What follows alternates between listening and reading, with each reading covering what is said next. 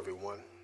Welcome to the Will to Live Initiative podcast.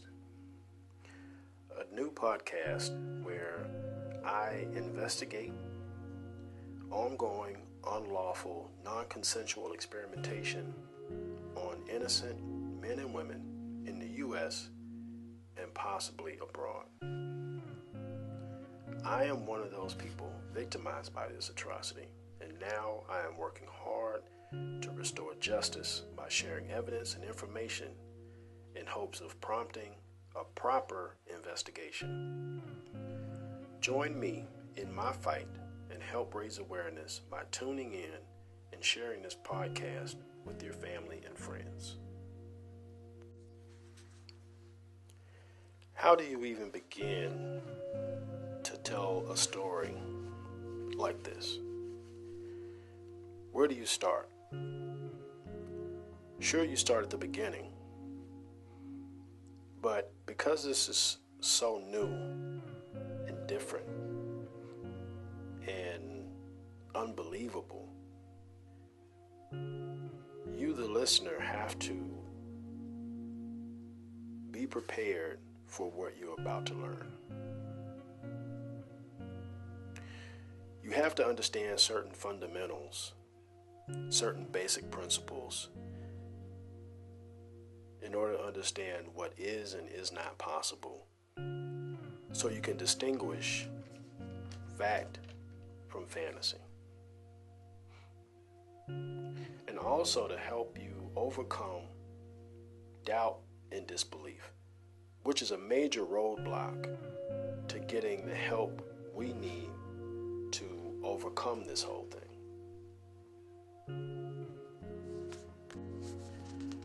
It can be difficult for victims to explain what's happening to them because most of us know nothing about military warfare, military weapons and tactics, the principles of psychological manipulation, or even information about IT, information technology related issues, So we depend on what we find online because that's where we turn for answers, because we're so desperate to know what's happening with us, what's going on, and are there others that this is happening to. We depend on what we find online without really knowing how to filter out and separate the lies from the truth. And this is how we can wind up sounding crazy to everybody else, because we really haven't gotten a grasp on the proper language and the terminology needed to explain these types of things and express them. So when we try to explain it to other people, they just don't get it.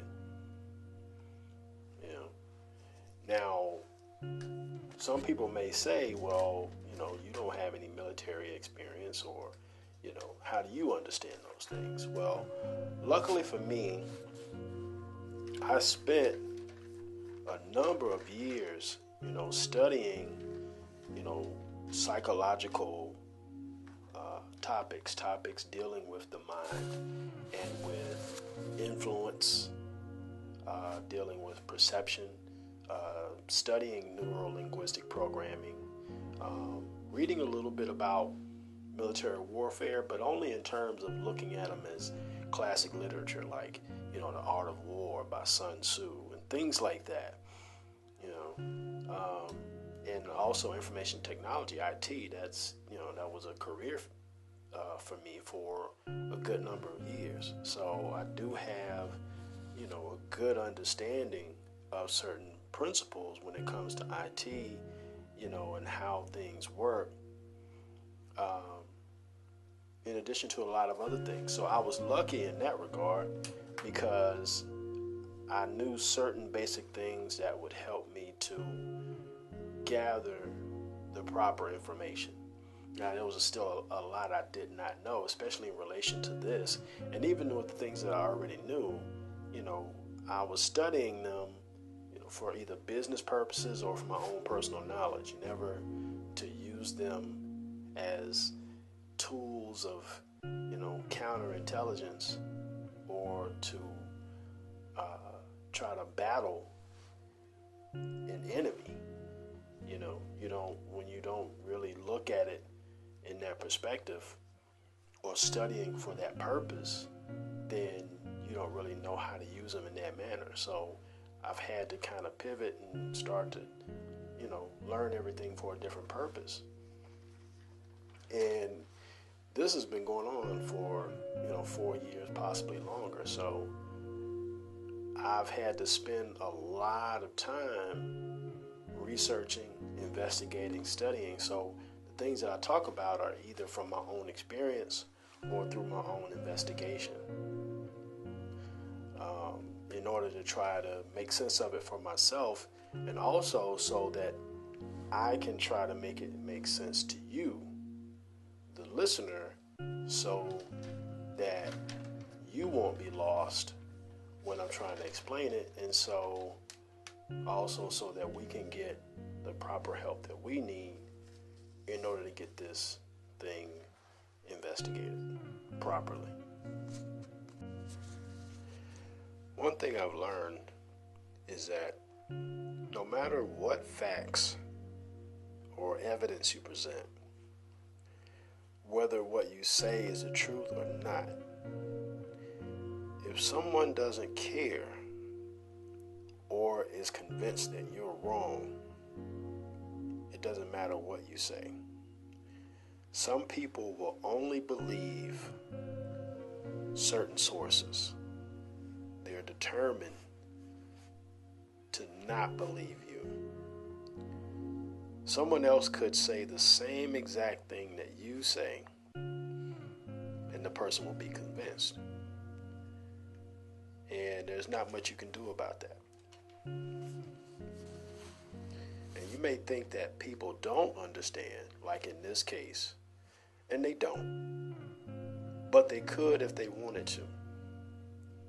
They don't want to. And they don't want to because they're afraid. Afraid that somehow they'll be brought down. If they think you're crazy, then they feel like listening to you is going to make them crazy. Like it's infectious, like what you say is going to harm them in some way. But that's just not true. When you have a mind that's able to think things through, because that's what intelligence is. You're able to take information and apply it properly, right? But you have to first be able to take in information. You have to be able to listen, to hear, in order to understand. And that's one of the roadblocks that I run into and other victims run into.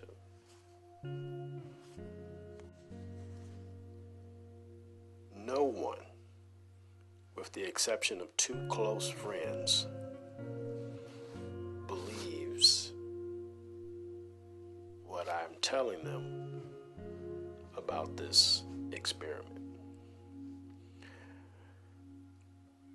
Most people, family included, think I've gone crazy.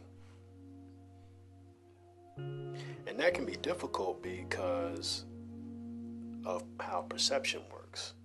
When you talk to other people, when you talk to strangers, and they see that the people in your inner circle don't believe you, then they're liable to think, well, if they don't believe you, then why should we believe you? Right? Now, of course, the intelligent mind doesn't think that way. The intelligent mind doesn't really go off of what other people do or do not believe. They look at what is. They look at the evidence. They look at the facts. And then they go from there. But, perception, common perception, common knowledge. It acts that way. Family tends to ignore the problem. Even though I've tried to explain it to them several times, they don't get it. And they don't get it because they don't take the time to understand it. They disregard it and try to disassociate or distance themselves. And on a basic level, it's really to avoid any type of embarrassment or involvement. But you have to think, how do you know? What do you see that causes you to doubt? What have you heard? What have you seen?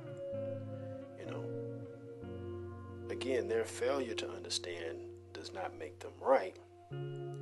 If they haven't reviewed the evidence or taken the time to see it, hear it, and understand it, then they have no understanding. If they avoid the topic, then they have no understanding. And they can see that something is wrong, and that's what they say. When I ask them, well, do you believe it? They say, well, we know that something's not right. Instead of saying, no, we believe you, or no, we don't believe you, they say, well, we see that something's not right. They can at least see that. They see that I'm not myself. They see that I am being negatively affected by something. Something they don't understand, something that they can't see. They see that, I don't go outside at all really anymore. They see that my hygiene is affected. I don't dress the same. I used to take great pride in my appearance, and that's just kind of going out the window. I'm hyper vigilant, always recording, always using these different meters and electromagnetic measuring devices, making a petition, scheduling conference calls, hair unkept, clothes unkept, was sleeping in my truck and out of work, no money, no car, always asking, for help and trying to explain these things, and yet nothing, and not even to the point where they feel like, okay, well, we got to get you some, mental help. And that's kind of common, especially within the Black community. We tend to ignore things, and not that you're dealing with a mental health issue here, but when there are mental health issues, we tend to kind of just let the person be. It's like, okay, well, we'll keep you alive, we'll keep your body breathing, but just kind of stay out of the way.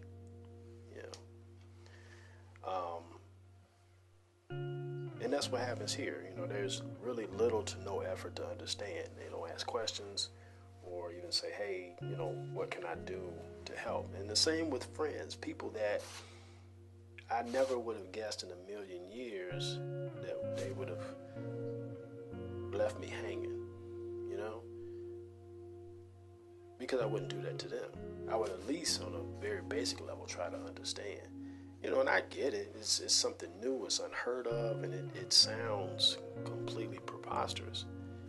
But yet still it's the truth. When you make the effort to sit down and listen and understand what's happening, and you combine that with the knowledge that the United States government and other countries, have a history of secret experimentation, have a history of torture, not just to the minority population, not just to Black people, but to a lot of different people, but especially to us. There's that history there. So when you combine knowledge of that, and then you look at the evidence and you see what is and is not real, then you come into an understanding.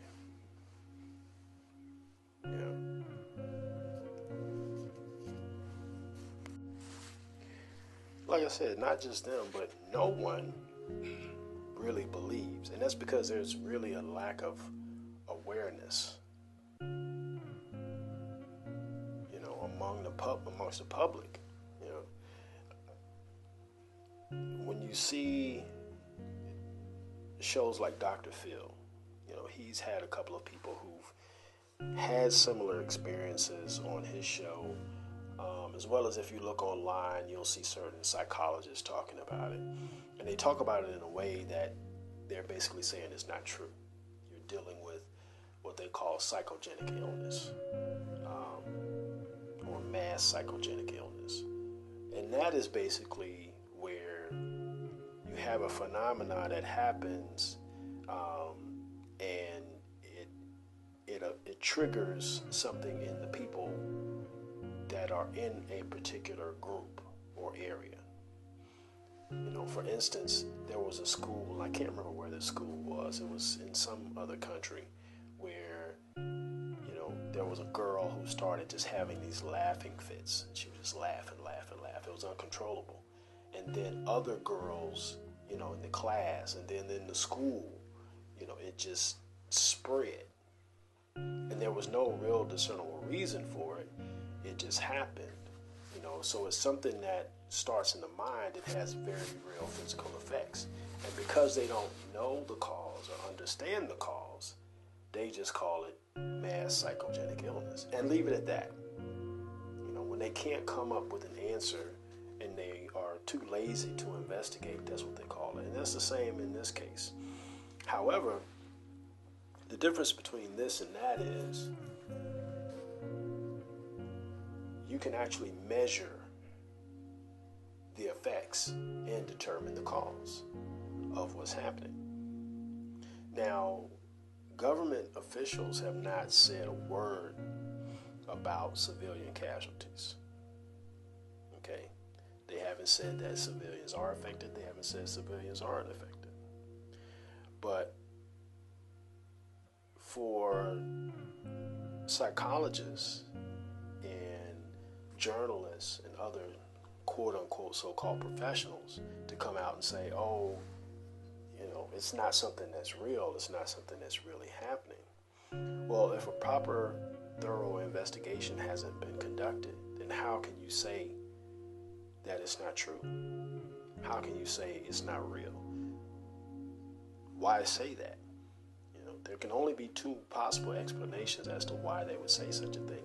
Either A, they're really ignorant and have no understanding of what's going on because they haven't done an investigation. Or they do know that it's real and it's part of an effort to conceal and avoid detection and identification. Remember, that's one of the basic principles, okay? Avoid detection and identification, right? And you have to use all sorts of different tactics and means to try to accomplish that, right? So, if there is no thorough investigation, a proper investigation, you're really not going to understand. Even if they've spoken with victims, have they searched for evidence? It's not just talking to victims. When you're investigating a crime, what do? You don't just depend on witness testimony alone. You look for actual evidence, something that can be measured, seen, something tangible that you can point to and say, hey, this connects this person to the crime, beyond a reasonable doubt. So for these people, have they, checked the frequencies, at a particular location, at the scene, run spectrum analysis, interviewed possible witnesses and neighbors, run tests on victims' bodies, have they really been thorough in that? And that's one of the things that I intend to do with this podcast, is present the evidence that I've gathered which is very thorough, and which proves beyond a shadow of a doubt what's happening, so that there can really be no doubt. And after you've seen this, if you still don't believe, then quite frankly, you're an idiot. And you just don't want to know the truth. And I can't do anything about that. There are two basic principles that you'll need to know in order to understand the evidence I'll be presenting to you. The first is that every act is intentional and malicious, designed to keep the target in a perpetual state of physical and mental stress. It's designed to keep the target angry, fearful, anxious, hypervigilant, and a whole host of other negative emotions and thoughts,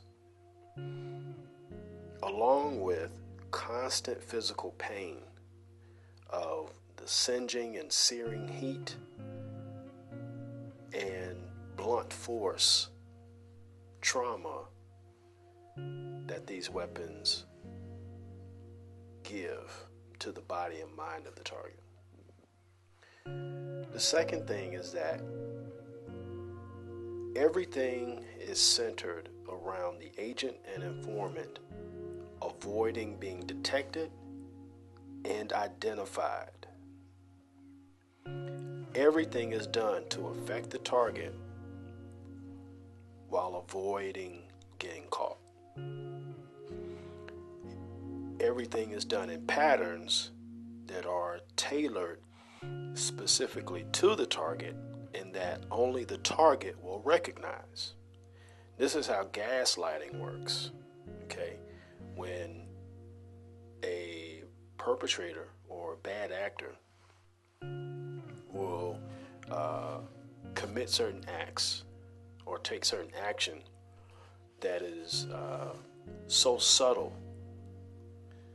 so obscure that, the average person would not be paying attention to it or really wouldn't understand what is happening or wouldn't see what was a big deal.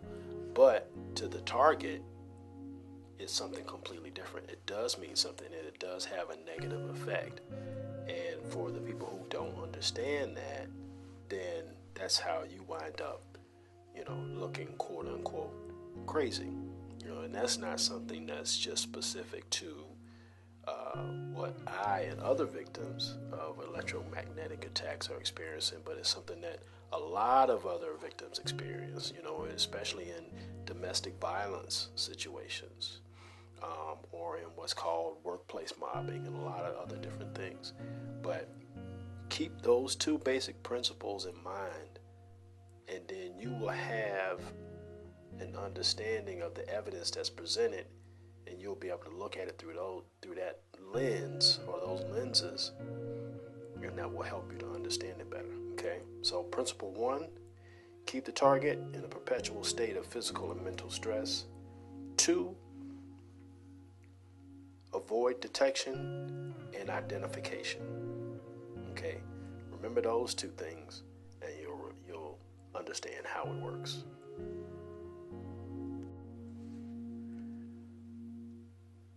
And this concludes episode 2. I hope that you'll join me for the next episode, where I'll start to get into more detail about what's happening and start with some basics to really start to help you drive this home. And I hope that you'll stick with me and take the time to really listen, to think, and to learn, because as I've said before, this is a complex puzzle, and all of the pieces must be examined in order to see the whole picture and see the truth of what's happening. I hope you'll join me and follow along as I work to end this torture for myself and others who may be suffering. Please take a moment to sign the petition at change.org/will-to-live. You can also follow me on Twitter at will-to-live-US. That's WILLTOLIVEUS. And that's also the same name for my Instagram, also will-to-live-US. Subscribe to this channel and turn on notifications for alerts when I publish new episodes. I thank you for your time, and I appreciate you listening and following along. Please share this with your friends. Have conversations and discussions. Let's raise awareness on this so we can put an end to it. In the meantime, keep praying and standing up for human rights. I'm Will,